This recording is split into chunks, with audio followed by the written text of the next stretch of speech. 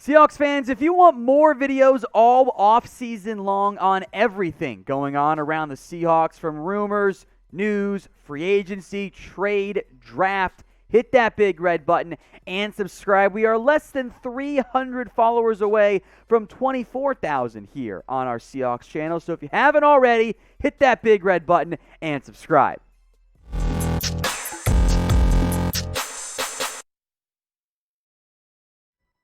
Tom Downey here for Seattle Seahawks Today. On today's video, we're running through all of the Seahawks 2022 free agents, from the big names to the exclusive rights free agents you may not have heard of, or at least aren't that familiar with. Seattle this offseason has a lot of salary cap space, 44.2-ish. It ebbs and flows based on what the projected number is and what other little minor moves teams are making. But we'll call it $44 million, top 10 in free agency this year. However, John Schneider, Pete Carroll have some big calls to make.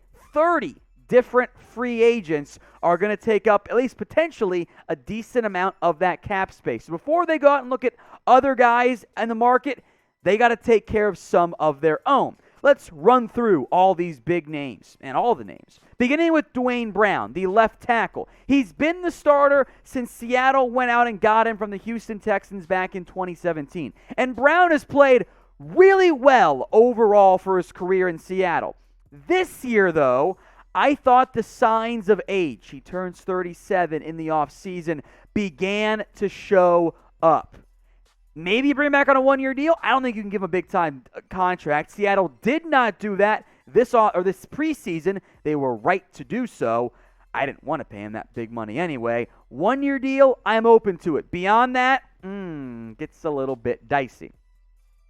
Next up is Quandre Diggs, and this is unfortunate.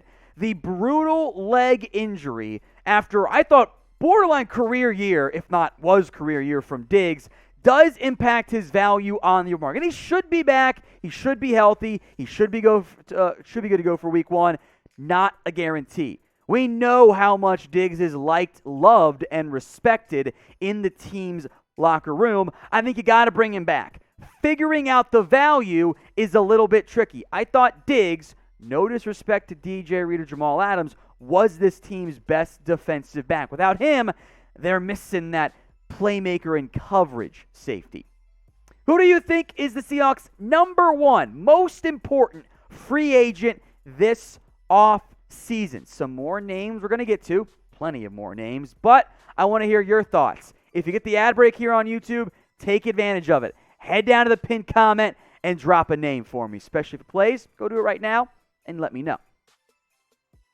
DJ Reed, next up here on my list. You guys know I've liked him for a long time. He has exceeded my expectations, and they were kind of high entering this year. He looks like a legit, if not true, borderline number one corner. Saw what Shaq Griffin got on the open market. Maybe Reed, with less pedigree entering this year, costs a little bit less. Without him, I don't love the cornerback room in Seattle. Maybe one of the toughest positions Seattle's going to have to figure out, or players will figure out, is this one. Rashaad Penny, who really had himself, not his best year ever, which was also the case, his best 6-game stretches, or last 5-game stretches, some of the best in NFL history. The last 5 games, Rashaad Penny has put up 671 yards, 7.3 yards per carry. That figure is not sustainable. He's not going to average 7 over a year. Give that man the MVP, he'll rush for like 3,000 yards. But that level of production is what he can do.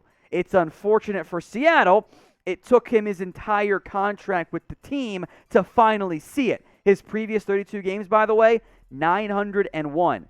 It's a massive breakout in his final 6 games. Now what do you do with him? Do you pay him big money? The injuries are still such a major concern. Can you get him back on a 1-year prove-it deal since you're basing it all on a 6-game sample or a 5-game sample size? It's really tough. So what would you do with Rashaad Penny? Type in K for you'd keep him, L for you'd say, you know what, I can't pay him. I don't trust him to stay healthy. I'll go ahead and let him leave. Brandon Shell, next up on this list. Now, I thought he was okay this year. He's not an elite right tackle, never has been. I wonder if the play of Jake Curran could justify him taking over at the right tackle spot. This might be the type of guy who waits a while in free agency, and if you get him back cheap, sure. I got no problems with that one. Today's show is powered by our sportsbook partner, BetUS, the number one sportsbook on the internet. You bet on Seattle a lot this year, like producer Jack did.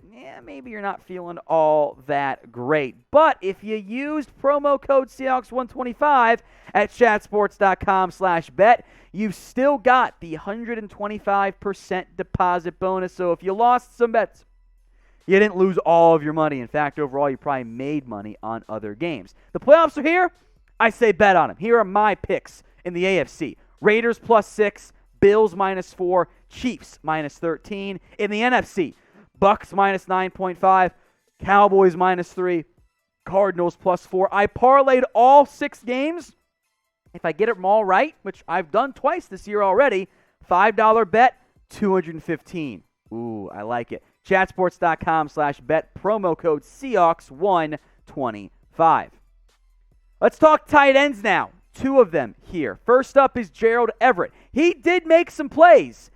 He also made some unacceptable bad mistakes that they're lingering in my head. So Everett, who I think was a Shane Waldron guy, got a pretty big contract. I would not give him what he made last year. I would bring that figure down. If he wants to come back, okay. I thought he was going to have a career year. He kind of sort of did in the end, but not quite the career year that I think we were all expecting. Everett this year, 478 yards. Entering this year, his previous career high was 417. So he did do it, but not the figure I thought he was going to have. Will Dissly, also a free agent, when healthy, has been a nice little player. Good blocker, able to make some nice plays, not consistent at that point, not reliably productive. But I like him. I think he's a better blocker than Everett is. So if you only keep one of these guys, who would it be? Because I think you're going to have Colby Parkinson back in a maybe bigger role this year. GE for Gerald Everett, WD for Will Dissly. Let's talk centers now. Ethan Pocic more or less did take over the job in the end from Kyle Fuller. Both played a pretty decent amount. Pocic did out-snap Fuller, and I thought Pocic was better this year than Kyle Fuller, the Seahawks' other center. Both guys are free agents, by the way. I will make note that Fuller is an RFA, a restricted free agent, which does impact how easy it is for them to keep him. I'd say give him the lowest tender, because if a team wants to pay him more than like $2 million, okay, fine, he can leave. Pick a center. At least you're going to keep probably one of these guys for depth purposes, and probably go draft somebody or sign somebody this time around. Who would you keep, though? EP for Ethan Pocic, KF for Kyle Fuller. Big boy Al Woods, I thought played pretty well overall this year. Was he the best defensive lineman? No, I'd still probably give that nod slightly, at least on the interior guys, to Poona Ford. But Al Woods, despite his age, I thought did pretty solid this year. I don't think he's going to be that expensive. I say bring him back. Rasheem Green, meanwhile, is an interesting proposition. Good sack numbers this year. I didn't love him in run support that much, but 6.5 sacks and 6 tackles for loss is pretty darn good production. I wonder if Seattle will keep him since he was their own draft pick, or if a different team sees the production and goes, he had his breakout year, let's go try and buy the ascension and pay him a little bit more than Seattle is comfortable with. Robert Nkemdiche didn't play that much, about 230 snaps. Shouldn't be that expensive. If you want to bring him back with little to no guaranteed money, sure, go for it. But I'm not breaking the bank for a backup reserve defensive lineman.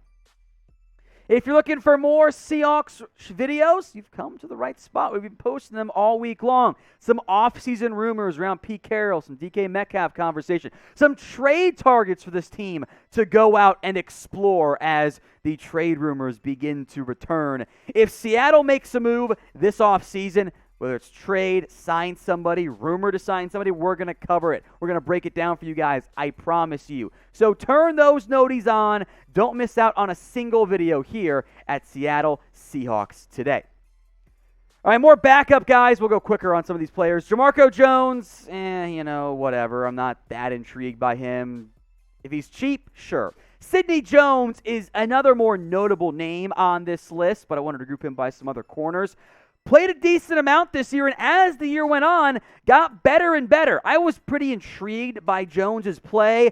In reality, and this is what's troubling for Seattle, your top two corners are free agents, Reed and Jones. I value Reed over Jones, but the talent I thought he had coming out of Washington started to peek through. I would love to keep both guys if I could. Then I actually feel okay about that cornerback room.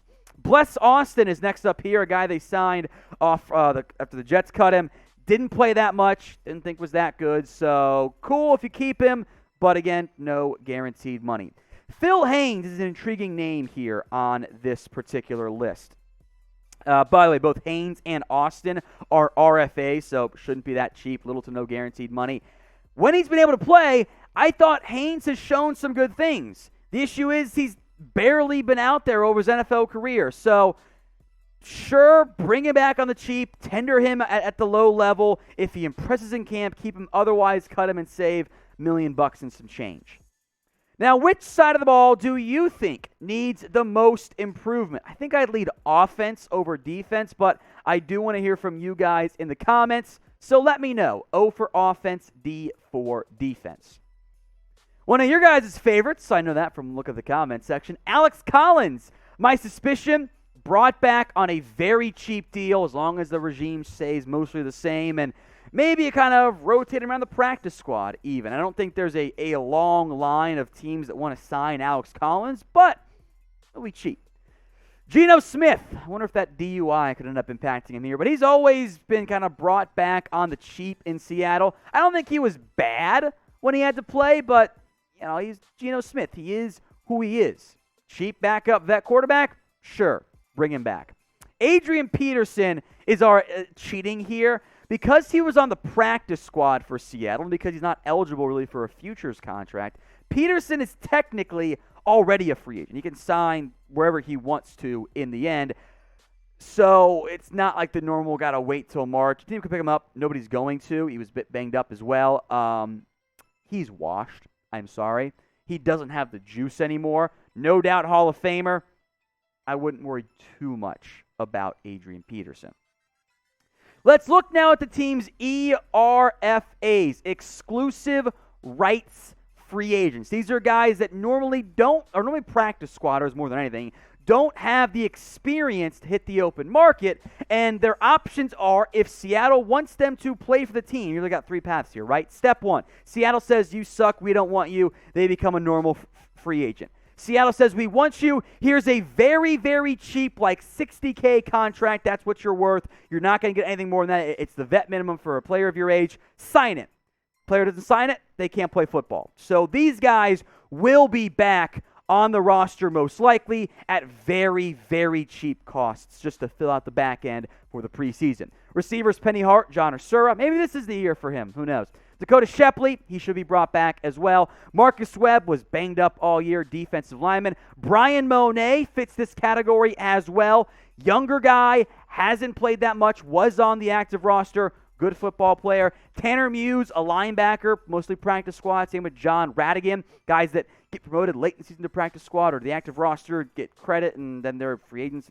I know it's weird, but they're going to be back. John Reed, the trade guy. Nigel Warrior, the other defensive back. Gavin Heslop. And maybe the most notable name here, at least one of them, Ryan Neal, the safety, who I like quite a bit as a backup player. So these guys, super, super cheap free agents who almost assuredly will be back on the active roster as long as Seattle wants them this offseason.